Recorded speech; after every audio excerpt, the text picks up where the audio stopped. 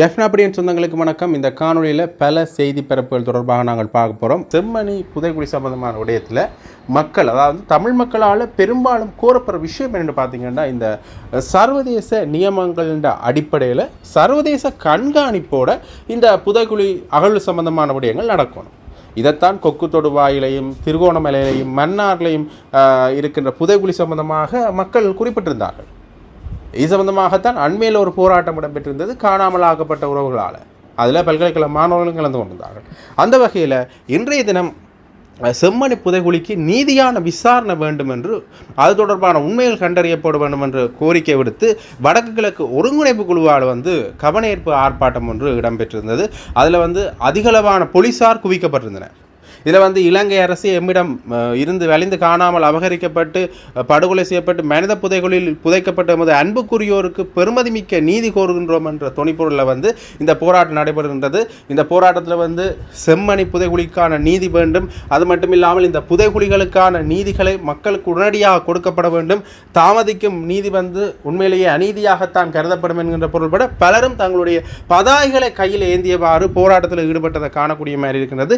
இந்த வகையில் இந்த பாதுகாப்பு மற்றும் செம்மணி புதைகுழி தொடர்பான இந்த அகழ்வு பணிகளின் பாதுகாப்புக்காகவும் வீதி பாதுகாப்புக்காகவும் மற்றும் இந்த ஆர்ப்பாட்டம் நடைபெற்றதுக்காகவும் பல போலீசார் இங்கே குவிக்கப்பட்டிருந்தனர். நான் முதலே சொல்லியிருந்தேன், இதுக்கு முதலும் காணாமல் ஆக்கப்பட்ட உறவினர்கள் மற்றும் பல்கலைக்கழக மாணவர்களால் போராட்டம் முன்னெடுக்கப்பட்டது என்று. அந்த போராட்டத்தில் இருந்ததையும் விட இப்போ இந்த போராட்டத்தில் அதிகளவான போலீசார் குவிக்கப்பட்டதை காணக்கூடிய மாதிரி இருந்தது. அந்த போராட்ட சூழல்லையும் சரி, இந்த செம்மணி புதைகுழி இருக்கின்ற இடத்துலையும் சரி, பெருமெடுப்பில் போலீசார் குவிக்கப்பட்டிருந்தது ஒரு குறிப்பிடத்தக்க விடயமாகவே அமைகின்றது. அந்த வகையில் இன்னொரு முக்கியமான விடயத்தை நாங்கள் பார்க்கணும் என்று பார்த்தீங்கன்னா, கிழக்கில் சில சபைகளை தமிழரசு கட்சி கைப்பற்றும் என்று எதிர்பார்க்கப்பட்டிருந்தது. ஆனால் அந்த சபைகளை தமிழரசு கட்சி சில சபைகளை கைப்பற்றாத ஒரு சூழ்நிலை இருக்கின்றது. அதில் குறிப்பாக மட்டக்களப்பு வாகர பிரதேச சபையை கிழக்கு தமிழர் கூட்டமைப்பு கைப்பற்றியிருக்கின்றது. பிள்ளையான் கருணாவின் அந்த கூட்டணியில் அமைஞ்ச கிழக்கு தமிழர் கூட்டமைப்பு கைப்பற்றியிருக்கின்றது. இதன்போது கிழக்கு தமிழர் கூட்டமைப்புக்கு ஆதரவாக 12 வாக்கள் அளிக்கப்பட்டுள்ளன. அத்துடன் தமிழரசு கட்சிக்கு ஆதரவாக 7 வாக்கள் மட்டுமே கிடைக்கப்பெற்றுள்ளன. முன்னதாக மண்முனை தென்மேற்கு பட்டிப்பளை பிரதேச சபையில் பந்து சின்ன சுயேட்சை குழுவும் கிழக்கு தமிழர் கூட்டமைப்பு இணைந்து ஆட்சியை கைப்பற்றியிருந்தன. இந்நிலையில் தமிழரசு கட்சி மட்டக்களப்பில் மற்றொரு சபையை இழந்திருக்கின்றது. இதேவேளை ஆளும் தேசிய மக்கள் சக்தியின் உறுப்பினர்கள் கிழக்கு தமிழர் கூட்டமைப்புக்கு வெளிப்படையாக ஆதரவு வழங்கியிருந்தமை குறிப்பிடத்தக்கது. அந்த வகையில் இந்த ஏற்கனவே சாணக்கியன் அவர்கள் குறிப்பிட்டிருந்தார், தேசிய மக்கள் சக்தி ஒரு பிள்ளையானுடைய கட்சிக்கு ஆதரவு தெரிவித்திருந்தது என்று. அந்த வகையில் அந்த தேசிய மக்கள் சக்தியின் ஆதரவோடு அவர்கள் வெற்றி பெற்றிருக்கின்றார்கள். தமிழரசு கட்சி இந்த சபைகளை பெரும்பாலும் கைப்பற்றும் என்று எதிர்பார்க்கப்பட்டது. ஏன்னு பார்த்தீங்கன்னா, இந்த கிழக்கு தமிழர் கூட்டமைப்பில் இருந்த ஒரு தவறான அபிப்பிராயம், மக்கள் மத்தியில் இருந்த ஒரு தவறான அபிப்பிராயம் காரணமாக அவர்களுக்கு இந்த வாக்கு வங்கி குறைவடைந்திருக்கலாம். அவை ஆசனங்கள் அவர்களுக்கு அதிகமாக கிடைத்திருக்க வாய்ப்பில்லை என்று எதிர்பார்க்கப்பட்டது. இருந்தாலும் கூட இந்த சபைகளை அவர்கள் கைப்பற்றியிருக்கின்றார்கள். இந்த இரு சபைகளையும் தமிழரசு கட்சி கைவிட்டது அல்லது கைப்பற்றாமல் போனது தமிழரசு கட்சிக்கு ஒரு மிகப்பெரிய இழப்பாகவே பார்க்கப்படுகின்றது. அந்த வகையில் கிழக்கில் பல சபைகளை தமிழரசு கட்சி கைப்பற்றியிருந்தாலும் கூட இந்த இரு சபைகளையும் தமிழரசு கட்சி கைவிட்டிருக்கின்றது என்று தான் சொல்ல வேண்டும், அல்லது தமிழரசு கட்சியிலிருந்து கை நழுவி போயிருக்கின்றது. அந்த வகையில் இதே மாதிரி ஜாழ் மாவட்டத்திலையும் ஜாழ் மாநகர சபையிலே கைப்பற்றுகின்ற பொழுது இந்த ஈழமக்கள் ஜனநாயக கட்சியோட ஏற்கனவே இந்த தமிழ் தேசிய நிலைப்பாட்டில் இருந்து விலகி நடக்கிற ஒரு கட்சியோட இவர்கள் முன்வைத்த ஆதரவு நிலைப்பாடு காரணமாக இவர்களுக்குள்ளேயே இந்த தமிழ் தேசிய நிலைப்பாட்டில் பயணிக்கிற கட்சிகளுக்குள்ளேயே பிளவுகள் ஏற்பட்டு அந்த கட்சிகள் வேறு சபைகளில் தாங்களாக ஒன்றிணைந்து செயற்பட்டதை அவதானியக்கூடிய மாதிரி இருந்தது. அந்த வகையில் தமிழரசு கட்சிக்குள்ளேயே ஏற்பட்ட பிளவு காரணமாகவும் சில இடங்களில் தமிழரசு கட்சியே இந்த தலைமை எடுக்கிற முடிவுக்கு விரோதமாக செயற்பட்டதை காணக்கூடிய மாதிரி இருந்தது. அதில் குறிப்பாக இந்த ஊர்வாத்துறையின் உப தவிசாளர் தமிழரசு கட்சியை தெரிவு செய்யப்பட்டார். இருந்தாலும் கூட அங்கே கூட்டணிக்கு, அதாவது தமிழ் தேசிய நிலைப்பாட்டில் பயணிக்கிற கூட்டணிக்கு தமிழரசு கட்சி உறுப்பினர்களும் ஆதரவு தெரிவித்திருந்தார்கள். அதாவது தமிழரசு, சங்கு, சைக்கிள் போன்ற கூட்டணியின் அடிப்படையில் தான் இவர்கள் அங்கே சபைகளை அமைத்து கொண்டார்கள். அது மட்டும் இல்லாமல் சில வலிகாமம் வடக்கு, வலிகாமம் கிழக்கு போன்ற சில இடங்களில் வந்து தமிழரசு கட்சிக்கு எதிராக வாக்களிக்கப்பட்டது மட்டுமின்றி இல்லாமல் சிலர் நடுநிலைமை வகித்தமையும் காணக்கூடிய மாதிரி இருந்தது. ஆகவே இந்த தமிழரசு கட்சிக்குள்ளேயே தமிழரசு கட்சிக்கு எதிரான செயற்பாடுகள் நடைபெறுவதையும் அண்மை காலமாக அவதானிக்கக்கூடிய மாதிரியே இருக்கின்றது. இன்னொரு முக்கியமான விஷயத்தையும் நாங்கள் இதில் பார்க்கணும் என்று பார்த்தீங்கன்னா, பாராளுமன்ற உறுப்பினர் அர்ச்சுனா ராமநாதன் அவர்கள் ஒரு முக்கியமான விடயத்தை வெளிப்படுத்தியிருக்கின்றார் அல்லது அம்பலப்படுத்தி இருக்கின்றார் என்றே சொல்ல வேண்டும். என்ன விடயம் என்று பார்த்தீங்கன்னா, இந்த குறிப்பிட்ட காலத்தில் யுத்த காலப்பகுதியில் வந்து தன் அப்பாவை நாமல் ராஜபக்ச தான் கொலை செஞ்சிருக்கார். அப்போ அந்த தன் அப்பாவை கொலை செஞ்ச நாமல் ராஜபக்சவை கொலை செய்த நினைத்ததாக பாராளுமன்ற உறுப்பினர் ராமநாதன் அர்ச்சுனா அவர்கள் தெரிவித்திருக்கின்றார். அவர் என்ன விஷயம் அதில் சொல்லியிருக்கான்ற சொல்கிறேன், முழுமையாக பாருங்கள். எனது அப்பாவை கொலை செய்த நாமல் ராஜபக்சவை நான் கொலை செய்ய வேண்டும் என்று ஒரு காலத்தில் நினைத்து கொண்டிருந்தேன். இன்று போய் அழகாக கதைத்தேன். அந்தளவு பகை எனது இதயத்தில் இருந்தது. நான் சிறுவயதாக இருந்தபோது சிங்கள மக்கள் என்பவர்கள் பேய் போல என்று கூறினார். சிங்களவர்கள் ஏனைய மக்களின் வயிற்றை பிளந்து சாப்பிடுபவர்கள் என கூறினார்கள். அந்த காலத்தில் சிங்களவர்களை கண்டதில்லை, சிங்களம் புரியாது, அவர்களுடன் பழகியதும் இல்லை. அதனால் தான் சிங்களவர்களை தவறானவர்களை நினைத்து கொண்டிருந்தோம். சிங்களவர்களிடம் தமிழர்கள் எல்லோரும் புலிகள் என கூறியிருந்தார்கள். இப்போதும் இது அத்தனையும் முழுமையாக மாற்றியுள்ளோம் என்று அவர் குறிப்பிட்டிருக்கின்றார். அதாவது சிங்கள மக்கள் மத்தியில் வந்து ஒரு தவறான அபிப்பிராயம் இருந்திருக்கின்றது. அதே மாதிரி தமிழ் மக்கள் மத்தியிலேயும் சிங்களவர்கள் தொடர்பான ஒரு தவறான அபிப்பிராயம் இருந்திருக்கின்றது. ஆகவே அந்த வகையில் தான் ஒருவரை ஒருவர் எதிரியாக பார்க்கின்ற ஒரு சூழ்நிலைக்கு அவர் உருவாகியிருக்கின்றது அல்லது அந்த சூழ்நிலைக்கு தள்ளப்பட்டிருக்கின்றார்கள் என்ற பொருள்பட பாராளுமன்றத்தில் இன்றைக்கு அர்ச்சுனா ராமநாதன் அவர்கள் பேசியிருக்கின்றார். තව එකක් කියන්න ඕනේ අපේ සභානායකතුමාට මම ලිමල් ලියලා දුන්නා මම පාර්ලිමේන්තුව ඇතුළ කතා කරපු කතාවට 323 කන්ටේනර් ගැන ඇතුළ කතා කරපු කතාවට මාව ගෙන්න ගත්තා CID එක. මමත් ගියා. මං සාමාන්‍යයෙන් දෙමළ මිනිහෙක් CID එකට යනකොට බය වෙලා යන්නේ. ඒ කාලේ අපේ කෑලි කපලා අපිට වෙඩි දීලා අස්ටික එළියට දාලා එහෙමනේ කරේ. හැබැයි යනකොට ඒ CID එකේ තිබ්බ සම්පූර්ණම මේක දැන් මාර කරලා මේගොල්ලෝ. එතන යනකොට මට හිනාවක් ගියා. එතුමාලා අහනවා මට අනේ ડોක්ටර් ඒකගෙන සම්බන්ධ මොකරි ඔයාට ඩොකියුමන්ට් එකක් තියෙනවනේ දෙන්න කියලා. මං කිව්වා මම මේක දෙන්නේ නැහැ. ඕනනම් අවිල්ලා අහන්න පාර්ලිමේන්තුවේ මම පාර්ලිමේන්තුව ඇතුළේ දෙන්න කියලා. ඊට පස්සේ මම දැක්කා ඊට පස්සේ මන්ත්‍රීලා දෙන්නෙක් කාලවගෙන ඔයාට ගට්ස් එකක් තියෙනවනේ එළිය එන්න එළිය කතා කරන්න කියලා. මට තේරෙන්නේ නැහැ 159 නැවේ ලක්ෂ 225ක આવුත් කියන්න ඕන දේවල් මම කියලා තමයි ඉවර කරන්නේ. මේක අර 323 කන්ටේනර් කරන මම ඒක ඉවර කරන්න ඕන. දැන් මම මේ වගේ 323 කන්ටේනර් රිලීස් කරා නම් මම අද හිරේ හේතුව මම දෙමළ අනිත් එක මම අත්ත කියන්නේ නැහැ. හැබැයි ওই විමල් රත්නායක මහත්තයෝ දැන් එළියේ hinaවගෙන ඉන්නවා. දැන් ආණ්ඩු මාරු වෙනවා මේගොල්ලෝ අනිත් පැත්තට එනවා. අරගොල්ලෝ මේ පැත්තට එනකොට ওই 323 ගැන හොයා ගන්නවා. ඒ හොයාගන්න කාලේ මට දැන් නාමල් රාජපක්ෂ මං කාලයක් හිතාගෙන හිටියා. මගේ තාත්තාව මරපු නාමල් රාජපක්ෂ මං එක දවසක් මරන්න ඕනේ කියලා හිතපු මිනිහා. අද කියලා මම ලස්සනට කතා කරා. මචං ඒ වෛරය අපේ පපුවේ තිබ්බා. අත්ත කියන්නම්. කාලේ අපි පොඩි කාලේ ඉන්නකොට කාලේ අවසానයි. මම පොඩි කාලේ ඉන්නකොට මට කිව්වා සිංහල මිනිස්සු කියන්නේ ජකා වගේ. සිංහල මිනිස්සු කියන්නේ අනිත් මිනිස්සුන්ගේ බඩ මේම කරලා පොඩ්ඩක් ඉන්නෝ මේ අනිත් මිනිස්සුගේ බඩ මේම කරලා කන මිනිස්සු කියලා. එතකොට අපිට සිංහල තේරෙන්නේ නැහැ. සිංහල කතා කරන්නේ නැහැ. එක සිංහල මිනිහව දැකලත් නැහැ. අපි හිතාගෙන ගියා සිංහල මිනිස්සු කියන්නේ වැරදි මිනිස්සු කියලා. ඒ වගේ ඕගොල්ලෝට අපේ කෙනෙක් මොනවද කියලා තිබ්බේ? කොටි කියන්නේ ඇවිල්ලා පුපුරනවා. ඒ නිසා දෙමළ මිනිස්සු ඔක්කොම කොටි කියලා. දැන් අපි සම්පූර්ණ වෙනස් කරලා තියෙන්නේ. මම කියන්නේ මගේ තාත්තා නැති වුණා මේ යුද්ධේ කාලේ අවසానයි කරු මන්ත්‍රීතුමනි. විනාඩි 20ක් දෙන්න. විනාඩි 20ක් දෙන්න බෑ දැන්. නෑ තප්පර 20ක් දෙන්න. 1983 මගේ තාත්තා ජූලි 1960 පොලිස් එකේ ඇවිල්ලා police team football team captain හිටපු මගේ තාත්තා 83 ජූලි කාලේ ජූලි නිසා ජැෆ්නා ආවා.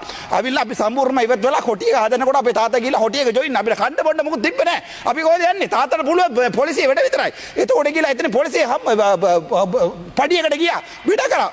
ඒකට දැන් ඇවිල්ලා මේගොල්ලෝ කියන්නේ තවත් ඒ විදියට අපේ රට හදන්න ඕනේ කියලා. මම නම් කියන්නේ මේ පාර්ලිමේන්තුව අපි ගියොත් කවුරුත් ඉගෙනගත්ත පුද්ගලයා ඇවිල්ලා මේ පාර්ලිමේන්තුවේ ජීවත් වෙන්න බෑ. මේ පාර්ලිමේන්තුවට එන්න පුළුවන් අපේ චන්ද්‍රසේකර් වගේ ඒ ලෙවලුත් නැති මිනිහා තමයි මේ පාර්ලිමේන්තුව ඇවිල්ලා ජීවත් වෙන්න පුළුවන් හේතුව. අත්ත කිව්වොත් මේ පාර්ලිමේන්තුවේ ඉන්න බෑ. බොහොම ස්තුතියි. Thank you presiding member. நான் ஒரு சில விடயங்களை தமிழிலே சொல்லி போட்டு அதற்கு பிறகு சிங்களத்திலே எனது உரையை ஆரம்பிக்கலாம் நினைக்கிறேன். அண்மைய தினம் எங்களுடைய என்பிபி அரசாங்கத்தினுடைய 159 தூண்களில் மிகப்பெரிய தூணாக இருக்கிற எங்களுடைய ஜாழ்ப்பாணத்தின் மிகப்பெரிய பிரச்சார பீரங்கி எங்களுடைய இளங்குமரன் அவர்கள் அண்மையில் ஒரு பேட்டியில் நான் பார்த்தேன்.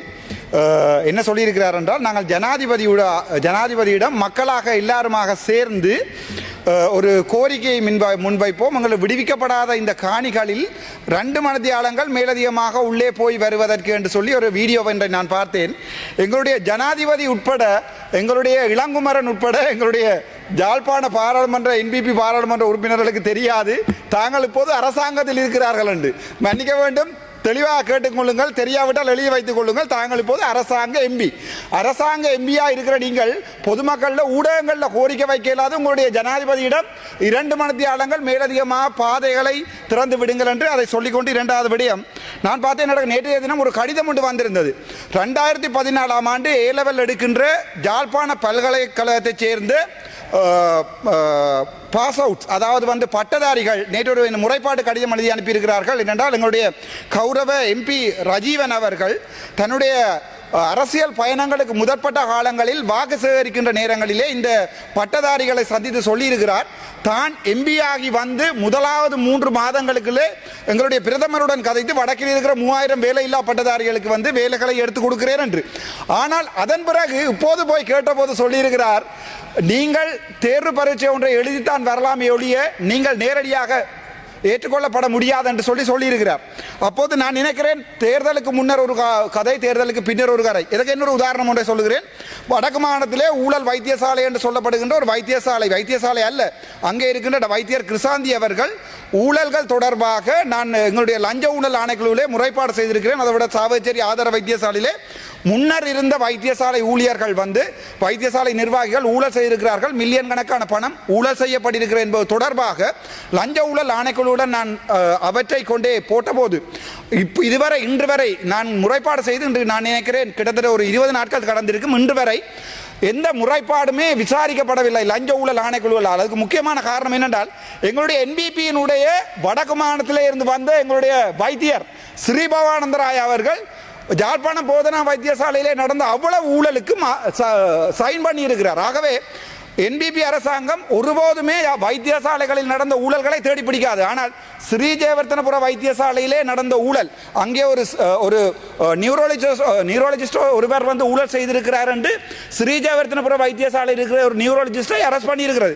ஆனால் வடக்கிலே நான் உங்களுக்கு சொல்லியிருக்கேன், என்னுடைய முதல் ஸ்பீச்சுகளையும் தெரியும், 31,300 பவுண்ட்ஸ் டொக்கா என்று சொல்லப்படுகின்ற ஒரு லண்டனை ஆதார தளமாக இயங்குகின்ற ஒரு நாட்டிய குழு ஒன்று 31,000 பவுண்ட்ஸ் கொடுத்துருக்கிறது, கிட்டத்தட்ட 1,200 லட்சம். அந்த பணத்துக்கும் அந்த பொருள்களுக்கும் எங்கே போன எந்த ஒரு கணக்கறிகளும் யாழ்ப்பாணத்தில் இல்லை. பிரதி அமைச்சரை கேட்கும்போது பிரதி அமைச்சர் சொல்லுகிறார், நாங்கள் இன்டர்னல் ஆடிட்டை பாராளுமன்றத்தில் சமர்ப்பிக்கோம் என்று. என்னென்றால், சில விடயங்களை விளங்கிக் கொள்ளணும். கேட்கிற விடயங்களை தமிழில் கேட்கும் போது அவை விளங்கவில்லை என்றால் டிரான்ஸ்லேஷனை வடிவாக கேட்டுக்கொள்ளும். நான் ஒன்றும் இன்டர்னல் ஆடிட்டை கேட்கவில்லை. நான் கேட்டது வைத்தியசாலையிலே நோயாளர் நலன்புரி சங்கத்திலே இருக்கின்ற வருகின்ற பண விவரங்கள். உங்களுக்கே தெரியும், இன்றைய தினம் பிரதி சுகாதார அமைச்சர் ஒத்துக்கொண்டிருக்கிறாராம், வடக்கில் வைத்தியசாலைகளிலே ஊழல்கள் நடக்கிற என்பதை நான் ஏற்றுக்கொள்கிறேன், அவற்றை நான் பார்க்கிறேன் என்று சொல்லியிருக்கிறார். ஆனால் இந்த ஊழலை பிடிப்போம், கள்ளர்களை பிடிப்போம், நாங்கள் சுத்தவாளிகள் என்று சொல்லி இதுவரை வந்த எந்த அரசாங்கமும் இதுவரை சரியான விடயங்களை செய்யவில்லை. எங்களுக்கு கவலை. உங்களுக்கு நான் 100% ஆதரவளித்தவன், ஆனால் இதை நினைக்கும் போது மிகவும் கவலை. 2வது விடயம், மன்னாரை பாருங்கள். நான் இன்று பாராளுமன்றத்தில் இருக்கிறேன் என்றால் யாழ்ப்பாணமும் மன்னாரும் தான் நான் பாராளுமன்றத்துக்கு வருவதற்கு முக்கியமான காரணங்களாக இருந்த இடம். மன்னாரிலே ஒரு ஆதார வைத்தியசாலை, ஒரு மன்னார் ஜெனரல் ஹாஸ்பிட்டல், ஒரு மாவட்ட வைத்தியசாலையிலே ஒரு குழந்தை பாலூட்டும் போது இறந்து விழுந்து செத்த அந்த அம்மாவிற்கும் அந்த குழந்தைக்கும், குழந்தை இறந்ததன் பிறகு தூக்கு போட்டு செத்த அந்த மரியதாஸ் என்று சொல்லப்படுகின்ற அந்த குடும்பத்திற்கு இன்று வரைக்கும் நீதி இல்லை, இன்று வரைக்கும் விசாரணைகள் இல்லை. மன்னாரிலே விசாரணைகள் நடந்து கொண்டிருக்கிறது. வைத்தியசாலை வைத்தியர் கைது செய்யப்படவில்லை. நேற்றைய தினம் பார்த்தேன், டிக்கோயா வைத்தியசாலையிலே ஒரு குழந்தை பிள்ளை ஒன்று போய் அங்கே அவர்கள் பால் புரைக்கேறி அட்மிட் பண்ணுகின்ற போது வைத்தியர் இல்லை. வைத்தியர் எங்கே ஓட்டு போது வைத்தியர் வீடு போய்விட்டார். அதன் பிறகு அந்த பிள்ளையை எடுத்துக்கொண்டு போயிருக்கிறார்கள் ஒரு பிரைவேட் வைத்தியசாலைக்கு, தனியார் வைத்தியசாலைக்கு. அங்கே சொல்லியிருக்கிறார்கள் பார்க்க மாட்டேன் என்று. எனக்கு இப்போ ஞாபகம் இருக்கிற சாவச்சேரி வைத்தியசாலையிலே வேலை இல்லாத நேரத்திலே நான் அன்றைய தினம் என்னுடைய டியூட்டி அல்ல, குவார்டர்ஸிலே காலக்கணக்காக வாழ்ந்தவன் நான், என்னுடைய குழந்தையை வைத்துக்கொண்டு வாழ்ந்தவன் நான். அழுவுறால் கேட்ட போது போட்டிருந்த ஹாட் சட்டையுடன் டிஷர்ட்டுடன் போய் நான் அந்த பேஷனை ரீசசிடேட் பண்ணி அனுப்பியிருந்தேன். ஆனால் இன்று அந்த அவ்வாறான வைத்தியர்கள் அந்த நேரங்களிலே செய்யும் போது யாருமே அதற்குரிய நடவடிக்கை எடுக்கவில்லை. யாழ்ப்பாண வைத்தியசாலையிலே மலரவன் ஐயாவினுடைய ஓட்டிலே வைத்தியசாலை அத்தியட்சகர் அல்லது டிரெக்டர் சத்தியமூர்த்தி அவர்கள் மிகப்பெரிய ஊழல் வேலைகளை செய்தார். அந்த ஓட்டை இல்லாமல் பண்ண ஆசியாவிலே அதிகூடிய சர்ஜரி செய்யப்படுகின்ற வைத்தியசாலை என்று சொல்லப்படுகின்ற யாழ்ப்பாண மலரவன் ஐயாவினுடைய அந்த ஓட்டை இல்லாமல் பண்ணி அங்கே என்ன 3-2 யூனிட்டுகளை கொண்டே போட்டு குழப்புவதற்காக வேலைகளை செய்தார். ஆனால் இங்கே நான் இங்கே நடந்த எங்களுடைய செக்டோரல் ஓவர்சைட் கமிட்டியிலே அவற்றை கதைத்து டிஜியிடம் சொல்லி செக்ரட்டரியிடம் சொல்லி அந்த வேலையை நிப்பாட்டி இருக்கிறேன். அதை விட நான் ஒரு சில விடயங்களை சொல்லுவேன். මම සිංහලිකයන්න මම මේ පාර්ලිමේන්තුව ආවේ පොලිටික්ස් කරලා නෙවෙයි. මම කවදාවත් පොලිටික්ස් කරලා නැහැ. අවුරුදු 39 මම ඡන්ද දාලා නැහැ කාටවත්. හැබැයි 2024 මම අපොයින්ට්මන්ට් එකක් අරගෙන ගියා සාවච්චේරි බේස් හොස්පිටල් එකේ. එතන බිලියන් 17ක් ඒ කියන්නේ ලක්ෂ 170ක් එතන ඒ හොස්පිටල් එකට ඩයස්පෝරා එකෙන් දීලා තිබ්බා. මම යනකොට මම දැක්කා ඒ හොස්පිටල් එක සර්ජිකල් තියටර් එකක් නැහැ. බිල්ඩින් 3ක් හදලා තියෙනවා. පළවෙනි බිල්ඩින් එක විතරයි 3 බාරක් ඕපන් කරලා තියෙනවා. ඩක්ලස් අවිල ඕපන් කරා, අංගජන් ராமநாதன் அவில ஓபன் කරා பில்லியன். அடுத்தாக இன்னொரு முக்கியமான செய்தி ஒன்று பார்க்கணும் என்று பார்த்தீங்கன்னா இந்த ஊர்வாத்துறை பிரதேச சபை ஒரு குறிப்பிட்ட காலத்து கிட்டத்தட்ட 2 தசாப்தங்களாக ஊர்வாத்துறை பிரதேச சபை வந்து இபிடிபின்ற கட்சியினுடைய கையில் தான் இருந்தது. அது எல்லாருக்குமே தெரிஞ்ச விஷயம். ஆனால் இந்த முறை அந்த ஈழமக்கள் ஜனநாயக கட்சியிட்டேருந்து ஜாழ் ஊர்வாத்துறை பிரதேச சபையை வந்து அகில இலங்கை தமிழ் காங்கிரஸ் வந்து கைப்பற்றி இருக்கின்றது. அகில இலங்கை தமிழ் காங்கிரஸை சேர்ந்த அன்னலிங்கம் அன்னராசா திருவுளச்சீட்டு முறையில் தெரிவு செய்யப்பட்டிருக்கின்றார். இதில் வந்து இன்றைக்கு தொடர்பான தெரிவு நடைபெற்றிருந்தது. இதன்போது தவிசாளர் தெரிவு செய்வதற்கான அழைப்பு விடுக்கப்பட்ட நிலையில் அகில இலங்கை தமிழ் காங்கிரஸை சேர்ந்த அன்னலிங்கம் அன்னராசாவும் இலங்கை தமிழரசு கட்சியைச் சேர்ந்த ஜெகதீஸ்வரன் ஜுகந்தனும் முன்மொழியப்பட்டிருந்தார். அகில இலங்கை தமிழ் காங்கிரஸை சேர்ந்த அன்னலிங்கம் அன்னராசாவுக்கு ஆதரவாக அகில இலங்கை தமிழ் காங்கிரஸை சேர்ந்த 3 உறுப்பினர்களும் ஜனநாயக தமிழ் தேசிய கூட்டணி மற்றும் இலங்கை தமிழரசு கட்சியைச் சேர்ந்த தலா 1 உறுப்பினரும் என மொத்தமாக 5 உறுப்பினர்கள் வாக்களித்தனர். அத்தோடு இலங்கை தமிழரசு கட்சியைச் சேர்ந்த ஜெகதீஸ்வரன் ஜுகந்தனுக்கு ஆதரவாக ஈழமக்கள் ஜனநாயக கட்சியைச் சேர்ந்த 4 உறுப்பினர்களும் இலங்கை தமிழரசு கட்சியைச் சேர்ந்த 1 உறுப்பினர் என மொத்தமாக 5 உறுப்பினர்கள் வாக்களித்திருந்தார்கள். தேசிய மக்கள் சக்தியைச் சேர்ந்த 3 உறுப்பினர்கள் வாக்களிப்பில் கலந்து கொள்ளாது நடுநிலையாக இருந்தார்கள். இதன் மூலம் திருவுளச்சீட்டு முறையில் ஊர்வாத்துறை பிரதேசவின் தவிசாளராக அகில இலங்கை தமிழ் காங்கிரஸை சேர்ந்த அன்னலிங்கம் அன்னராசா அவர்கள் தெரிவு செய்யப்பட்டிருந்தார். இந்த பிரதேசம் கடந்த 30 வருடங்களுக்கு மேலாக யுத்தத்தினாலே பாதிக்கப்பட்டு இன்னும் மீண்டெழ முடியாத ஒரு சூழ்நிலையிலே இருக்கின்றது. எனவே அதை எதிர்காலத்தில் நாங்கள் இந்த பிரதேசத்தின் எங்களுடைய கட்சி வேறுபாடுகள் இன்றி எங்களுடைய பிரதேச நலனிலே ஊர்காவற்றுறை பிரதேச நலனிலே அக்கறை கொண்டு அந்தந்த வட்டாரங்களிலே ஒவ்வொரு உறுப்பினர்களையும் மக்கள் இந்த பிரதேச சபையின் அல்லது இந்த பிரதேசத்தின் அபிவிருத்திக்காக தெரிவு செய்து அனுப்பியிருக்கின்றார்கள். பிரதேச சபை உறுப்பினர்களுக்கும் மற்றும் ஏனைய பொதுமக்களுக்கும் ஊடகவியலாளர் அவர்களுக்கும் எமது நேரமாக தெரிவித்துக் கொண்டு நாங்கள் நீண்ட நாளாக யுத்தத்தினால் பாதிக்கப்பட்டுத்தான் நாங்கள் இன்றைக்கு ஒரு அடிப்படை வசதியோடு இப்போ இங்கே வந்திருக்கின்றோம். ஆனால் எங்களை ஊராட்சியை பொறுத்த மட்டும் இன்னும் நல்ல நிலைமைக்கு ஒரு முன்னேற்றமான செயற்பாடுகள் இன்னும் நடக்கவில்லை. அப்போ இதை மாத்திரம் என்று சொன்னால் நல்ல ஒரு தலைமை ஒன்று எங்களுக்கு கட்டாயம் தேவைப்படுது. அப்போ அதன் அடிப்படையில் நான் அன்னாசாவை அவர்களை தலைவராக தெரிவு செய்த காரணம் இதுதான். ஏனென்று சொன்னால் அவருடைய தனித்திறமை அவரிடம் இருக்கின்றது. அவர் ஏனைய அமைப்புகள் தொண்டு நிறுவனங்களோட ஒரு தொடர்பை வைத்து கொண்டிருக்கின்றார். அந்த வகையில் இந்த கிராமத்தில் நல்ல முன்னேற்றங்களை செய்து இந்த கிராமம் நல்ல நிலைமைக்கு வருமென்ற ஒரு நம்பிக்கை இருக்குது. ஒரு அடிப்படையான மைதானம் எங்களோட கிரவுண்டில் எங்களோட ஊரில் இல்லை.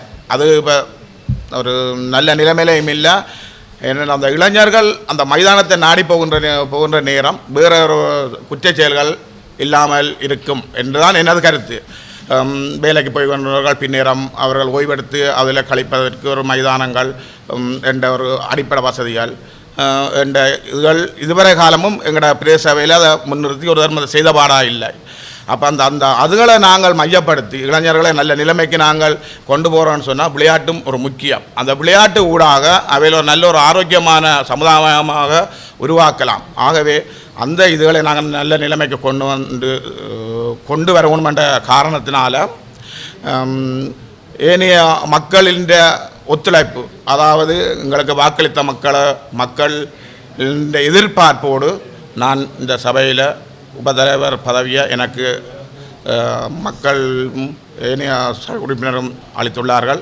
அந்த வகையில் நான் எனது கடமையை, அதாவது என் பிறந்த மண்ணுக்கு எல்லோ அமைப்பு கட்சிகளோடும் சேர்ந்து ஒன்றாக பயணித்து அவர்களோடு சேர்ந்து இந்த ஊர்வலத்தை பிரதேசத்தை நல்ல நிலைமைக்கு கொண்டு வருவோம் என்று கேட்டு நிறைவு செய்கிறேன்.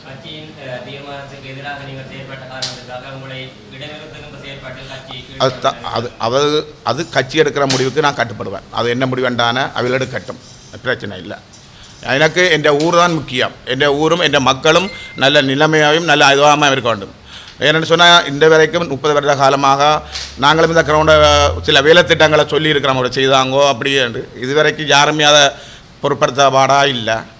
அப்போ கட்சி என்ன முடிவெடுக்கிறோமோ அவையில் எடுக்கட்டும். நான் இருக்க மட்டும் என் ஊரை நான் முன்னேற்றதான் என் குறிக்கோளாக தான் இருக்குது.